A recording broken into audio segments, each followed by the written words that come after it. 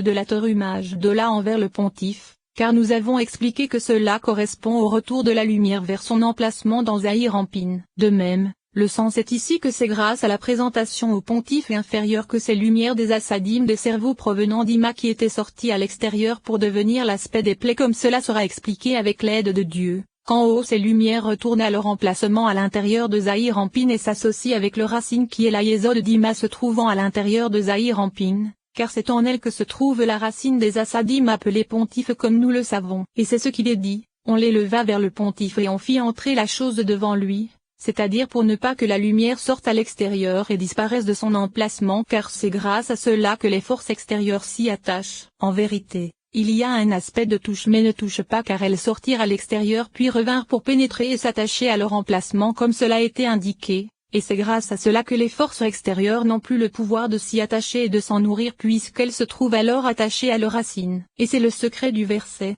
on l'amènera au pontife Aaron. C'est le pontife d'en bas c'est-à-dire les assadim se trouvant dans la Yesod d'Ima lorsqu'elle se trouve en bas dans Zahir Ampin. Nous allons maintenant expliquer le sujet de la lèpre et de la plaie et leur relation à la sortie des lumières à l'extérieur. Ainsi, ces lumières qui sortirent à l'extérieur et édifièrent les parsoufim de Léa et de Rachel hors de Zahir Ampin étaient attachées à son dos, à la peau de sa chair comme nous le savons. Or maintenant que manquent les cerveaux provenant d'Abba, les forces extérieures sont attachées à ces lumières des assadim de la Yesod d'Ima qui sont sorties à l'extérieur. C'est ainsi qu'apparaissent et sont édifiées des forces extérieures ayant une image différente de Léa et de Rachel, et qui sont appelées plaies. Car tu sais déjà que Léa et Rachel sont attachées à l'extérieur de Zahir Ampin, à la peau de sa chair. En effet, Léa correspond à tout l'aspect de la peau par le secret du nœud des tophilines de la tête qui est uniquement peau comme cela a été indiqué. Et c'est ce que nos maîtres de mémoire bénis ont dit, ce sera la loi du lépreux.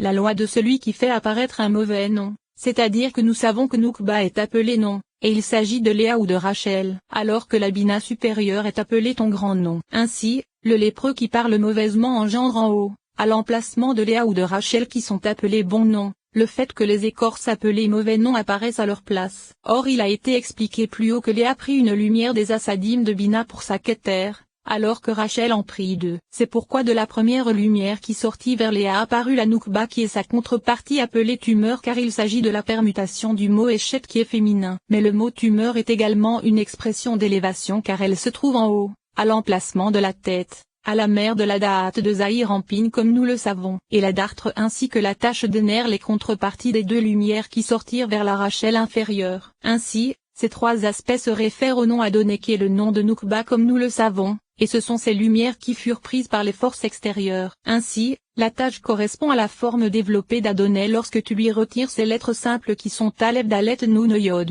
car les lettres restantes du mi-8 ont la valeur numérique 606, et avec le kollel cela correspond au mot Baharat, et la dartre correspond à la permutation atebach du nom Adonai, c'est-à-dire Tokoftait même dont la valeur numérique est celle de Sa'at avec le kollel, et le mot tumeur correspond à la valeur numérique du nom et il simple et du nom Adonai développé. Et puisque la tumeur se réfère à la Léa supérieure, c'est la raison pour laquelle le nom et il est ajouté à Adonai.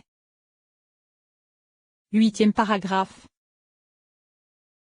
Sache que c'est également l'un en fonction de l'autre qu'Elohim les fit. Ainsi, les cerveaux de Léa sont 4 rayés, 2 en indice Yod, 1 en indice Aleph et 1 en indice E, et Léa est appelée mesure selon le nom des 4 Aleph des 4 rayés. Ceci correspond au verset, et la mesure de mes jours, qu'est-elle? Or c'est en fonction de cela qu'il existe une écorce appelée mort car c'est là le secret de l'écorce comme nous le savons. Le sujet en est que si nous retirons la racine des 4 Aleph de l'écorce qui est leur vitalité, lorsque le Dalet de Midat qui est l'attachement des écorces disparaît il ne reste que Met. En vérité, c'est dans la sainteté elle-même que se trouvent ces deux aspects que sont la mesure et la simplicité, car dans la sainteté nous avons Met et dans la sainteté nous avons Tam. Et Jacob ne put atteindre la mesure mais uniquement les 2 lettres de Tam, car il ne put atteindre la racine des 4 Aleph, et Jacob était un homme simple. Et si tu inclus les 2 premiers ayés qui sont en indice Yod dans un seul aspect, tu n'auras que 3 ayés dont les 3 Aleph donnent la valeur numérique et 333. C'est le secret du verset,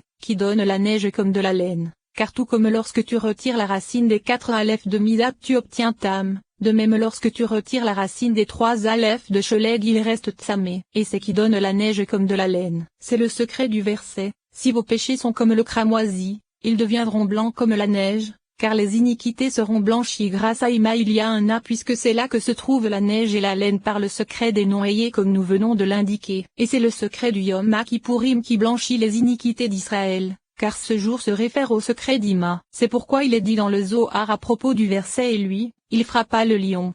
Par un jour de neige, c'est lorsque le jugement est prononcé dans le tribunal supérieur qui est Bina, c'est-à-dire le tribunal supérieur à partir duquel sont suscités les jugements. Ainsi, à partir de la neige on obtient la reine dans la sainteté, par le secret du verset, une reine se tient à ta droite, et en correspondant avec elle, dans l'écorce nous avons, et la reine était assise à ses côtés, aux côtés du roi de Perse. C'est le secret du verset, sans effet, elle sera mise à nu, elle sera emmenée qui est la traduction du nom d'un chien. C'est également l'explication du verset et la reine était assise à ses côtés car elle se trouve dans l'écorce, par le secret du chien. Et dans la sainteté c'est le nom Beno se référant à Malkout.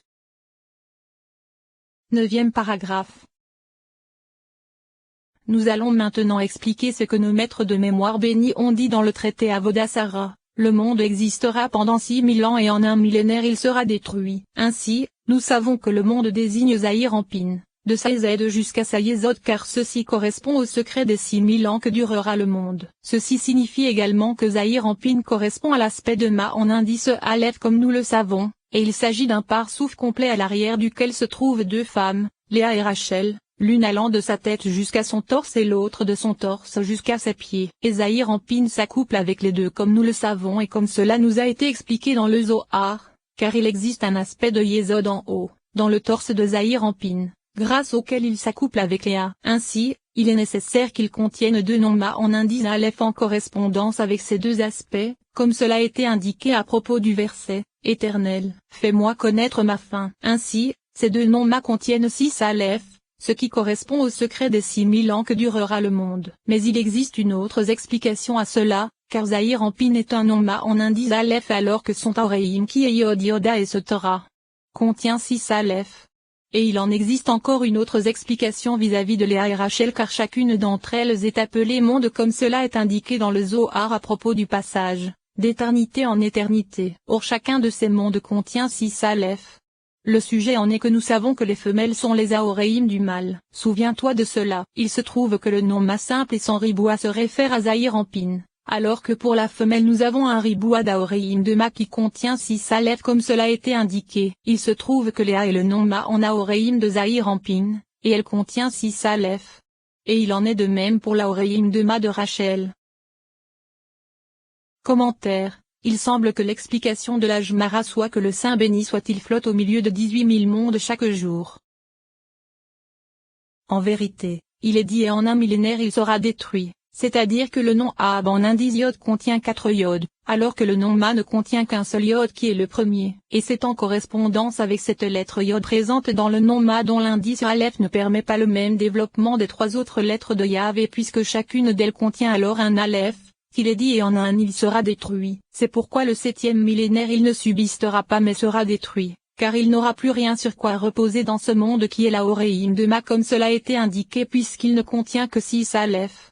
Mais reprenons notre explication des 2 fois Ma se trouvant dans les 2 aspects de Zahir Anpin. En effet, le premier Ma se divisa de la façon suivante, les 3 lettres Io dans ses Okma, Bina et Da'at, et le dernier est dans le tiers supérieur de Tiferet, jusqu'au torse puisque c'est là que se trouve l'aspect des lumières cachées comme cela a été indiqué. Et en deçà du torse où les lumières sont révélées il s'agit d'un autre aspect, c'est pourquoi il possède un second nom Ma organisé de la façon suivante, Io dans Netza, Od et Yesod, et le dernier est dans la couronne de la Yesod de Zahir Anpin. Ainsi, lorsque tu associes les 2 Ma se trouvant dans Zahir Anpin tu obtiendras la valeur numérique 90 qui correspond au tzadi de l'image de Zahir Anpin qui se propage dans l'ensemble du parsouf de Zahir Anpin, dans son intériorité, comme cela a été expliqué à propos de l'image. Grâce à cela on comprendra le sujet du verset disant à propos de Jacob, et moi, je suis un homme sans poil, c'est-à-dire qu'il se divisa en 2 parties de Ma, l'une jusqu'au torse de Zahir Anpin et la seconde en deçà du torse. Et à l'arrière des 2 se trouvaient en les 2 Noukba Léa et Rachel. C'est également ce qui a été dit à propos de Moïse. Et voici la bénédiction dont Moïse, homme de l'Elohim, bénit les fils d'Israël. Et nos maîtres de mémoire bénis ont dit, sa moitié inférieure était homme et sa moitié supérieure était Elohim, car cet Elohim se réfère au secret de Bina puisque nous savons qu'elle est également appelée Elohim. Et c'est Netza, Od et Yesod se propagèrent et se revêtirent de Zahir Anpin, sa Yesod s'achevant au niveau du torse comme nous le savons. C'est pourquoi la moitié supérieure de Zahir Anpin face à laquelle apparut Léa, à partir de l'aspect d'Ima, est appelée Elohim, et sa moitié inférieure où apparut Rachel appelée femme, est appelée homme par le secret du verset, celle-ci sera appelée femme, parce qu'elle a été prise de l'homme, et ceci est enseigné à propos de Rachel. Ainsi, Moïse correspond à l'aspect de Zahir Anpin comme nous le savons, et il contient deux aspects appelés Ish et Elohim.